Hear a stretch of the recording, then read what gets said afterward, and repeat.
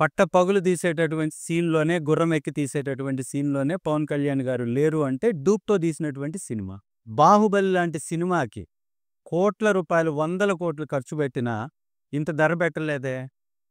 నీ చేతిలో సినిమా రంగముందని, నీ చేతిలో ప్రభుత్వం ఉందని, నీ చేతిలో పెంచుకునే వెసులుబాటు ఉందని, అడ్డగోలుగా పేద ప్రజల యొక్క డబ్బుని అడ్డంగా దోచుకోవటానికి నీకెవడిచ్చాడు హక్కు? ఈరోజు రాష్ట్రంలో ఒక్క మామిడి కాదు, నిమ్మ, పొగాకు, మిర్చి, ధాన్యం, పత్తి, మినుము, మిరప, చిట్ట చివరికి కోకో, అలాగే ఆముదపు గింజలు, ప్రతిదీ పడిపోయాయి కదా రేటు.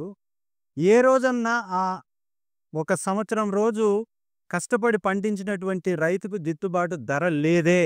నేను డిప్యూటీ ముఖ్యమంత్రిగా ఈ రాష్ట్రానికి ఉన్నాను. మరి ధర పడిపోవడానికి కారణమేంటి? శ్రీ వైఎస్ జగన్మోహన్ రెడ్డి గారి పరిపాలనలో ఎందుకు ధర ఉంది?